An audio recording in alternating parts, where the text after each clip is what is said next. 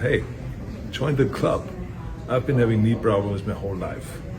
From all the squatting and from the skiing and bump skiing and running and jogging and stair climbing, all those kind of things. Arnold Schwarzenegger has been battling knee pain for over 50 years. It began with a catastrophic accident in 1971 during a bodybuilding tour in South Africa when the posing platform beneath him collapsed.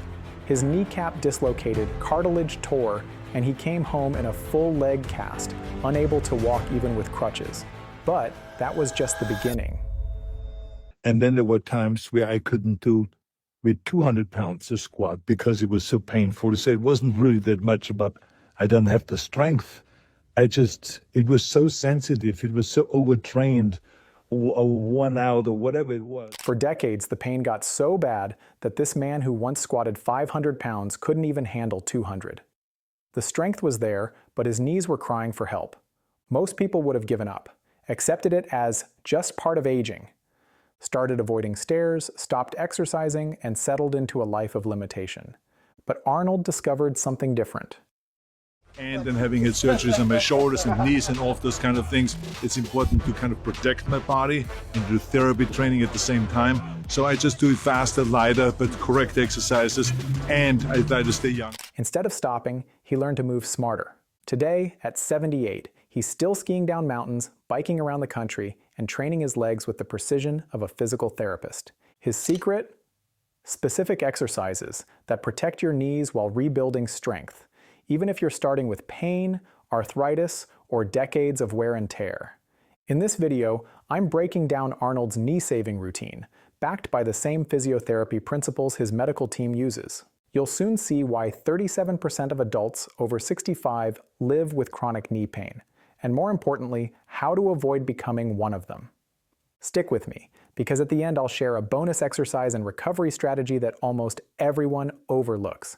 Now let's jump into the first exercise. Before lifting, Arnold primes his knees with steady, low-resistance cycling. It's not just a warm-up, it's joint medicine. The smooth motion lubricates the knees, delivering nutrient-rich fluid to the cartilage. It's like giving your joints a drink before asking them to perform. The key is to keep pedaling steadily in a pain-free range. Stay controlled, avoid rocking onto your toes, and protect the front of your knees from tendon strain. Set your seat so your knee stays slightly bent at the bottom of each pedal stroke. Research shows this reduces joint stress and keeps pressure off the kneecap. Start with 10 to 20 minutes of easy, low-resistance cycling. As your comfort grows, gradually build to longer rides and add resistance little by little. Cycling wakes up the joints, but that's only step one. Next, Arnold switches on the hidden muscles that quietly protect your knees from pain. Feel comfortable if you need to hold on to something or to hold on to somebody. Because it's very, very difficult to just go and start doing calf raises and keep the balance, and especially in the beginning. Calves are the hidden shock absorbers for your knees. When they're strong, every step feels lighter. But when they're weak, your knees take the hit. Strong calves act like a natural cushion, helping to absorb the impact on your knees during daily movements and more intense activities. They also improve your balance and give you more power when you push off the ground. To perform calf raises, stand with your feet hip-width apart and slowly rise onto the balls of your feet. Hold for 2 seconds at the top, then lower under control for a count of 3. Start with 3 sets of 10 to 15 reps. When this feels easy, you can progress to single leg raises or perform them off a step to get a deeper stretch at the bottom. For endurance, keep going until you're comfortably tired. That's when you know your calves are truly fired up. If balance is an issue, lightly hold a wall or rail with one finger. And if standing raises bother your knees or Achilles, switch to the seated version and focus on a smooth squeeze at the top. A lot of people make 2 common mistakes here. They rock onto their toes and drop down too fast. To fix this, keep your whole foot engaged and control every inch of the movement. Slow is strong. This is exactly how you prime your calves to absorb impact. Once those shock absorbers are switched on, the next move locks in your quads without wrecking your knees. This is one of the #1 exercises for skiers. Because that's it. Skiing is all about being always down and going back and forth and doing the moguls and moving, and you're always in the down position. So this is why. Perfect. Okay. The key thing is breathe. Don't stay down there and not breathe. The wall sit is a low-impact powerhouse. It builds serious quad endurance while being gentle on the joints. When done at a comfortable, pain-free angle, it's a smart option for anyone dealing with knee discomfort. It strengthens without forcing deep or stressful positions. Your knees stay at a safe angle, and the load is shared by the key muscle groups in your hips and the back of your thighs. Why we like this exercise? Using both your quads and your hamstrings and your glutes. You can perform a wall sit by sliding your back down a wall until your thighs are parallel to the floor or slightly above. Keep your knees stacked above the ankles and your weight through the midfoot, then breathe steadily. Start with 3 holds of 20 to 40 seconds with equal rest. As you get stronger, add 5 to 10 seconds per hold each week, or place a dumbbell against your chest once you can own 1 minute with clean form. The best part about a wall sit, you can mix it up. If I wanted to really emphasize glutes, I can put a band around the knees, push out into my hands a little bit. And you could push out into the loop band with that to really get the glutes going. The other way, if you wanted to work the adductors, I can put a yoga block or a ball in between and you squeeze here if you wanted to emphasize, okay? Want more glutes? Add a band. Want to hit adductors? Squeeze a block. It's one exercise with endless variations. Wall sits build the leg strength you need for everything, from climbing stairs and standing up from a chair to hitting the ski slopes. It's a safe, static way to train your muscles and build solid joint stability. But the quads are only part of the equation, and Arnold knows lasting knee strength takes more. When you excessively use your quads without any other balance of the hamstrings or the glutes, it increases the stress behind the kneecap. It tends to irritate the joint and feel pain. So that's why we're really particular about, are you using everything? We want a good balance of all the muscles working together. Research shows weak glutes and hamstrings can let the knees cave inward or slide forward under load, which is a leading cause of knee pain and injury. That's why Arnold makes sure these stabilizers are fully engaged. The bridge builds that protective strength while keeping stress off the joint. Here's how to do it. Start by lying on your back with your knees bent and your feet flat on the floor about hip width apart. Engage your core and press your heels into the ground as you lift your hips up. Imagine you're squeezing a coin between your glutes at the top of the movement. Your body should form a straight line from your shoulders to your knees.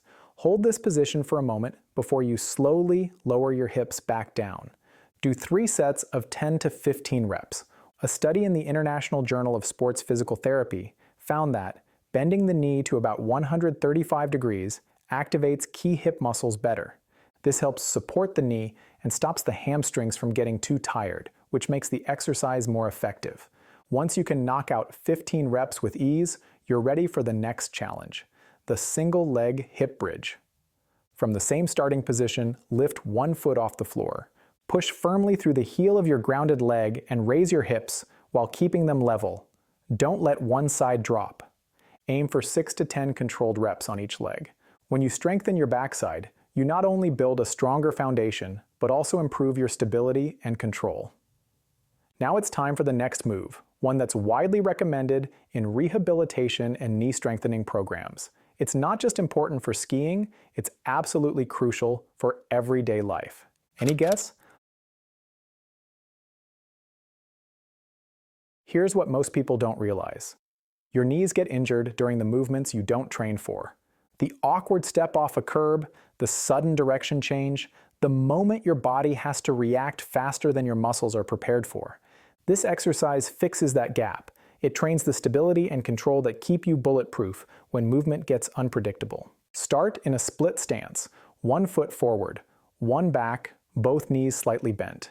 Keep your knees tracking over your toes, never pushing too far forward.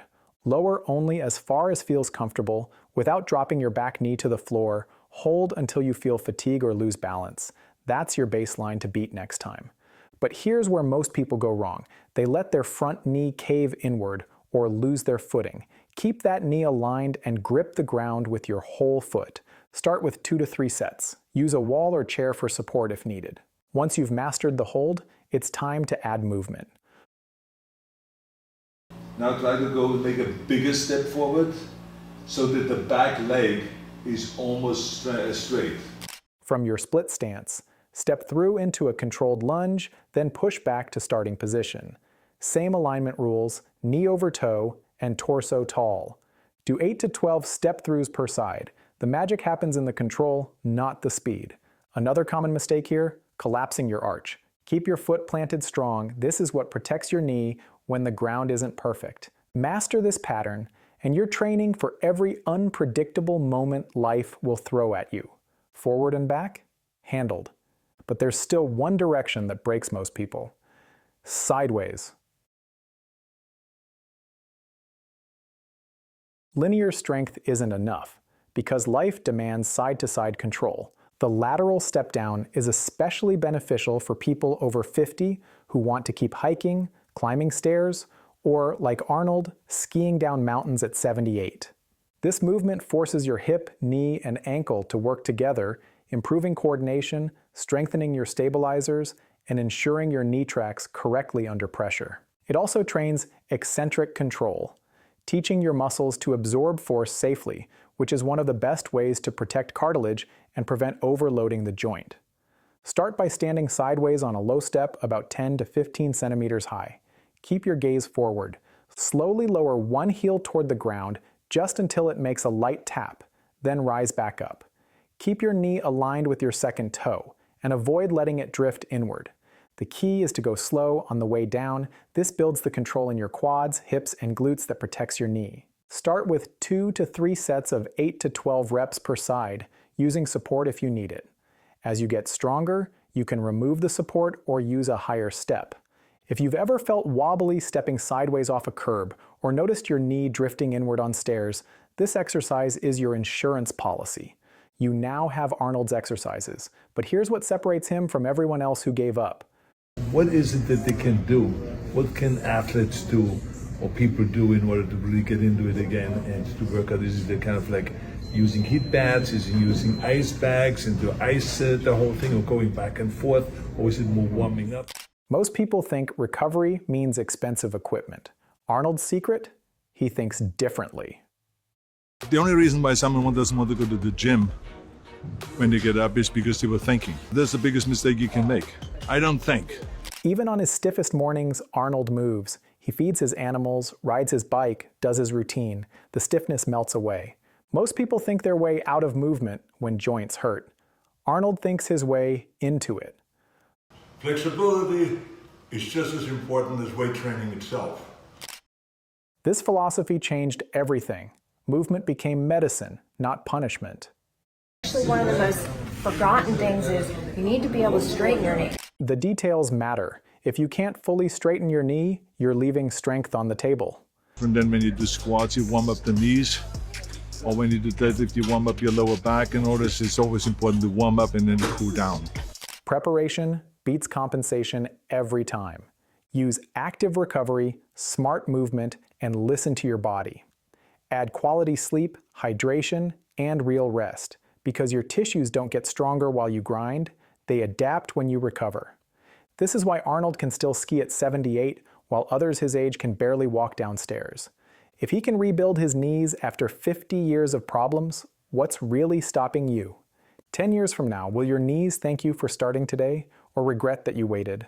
Don't stop here. Watch my video on the 8 habits that are destroying your knees, because even perfect exercises can't save you from the wrong daily habits.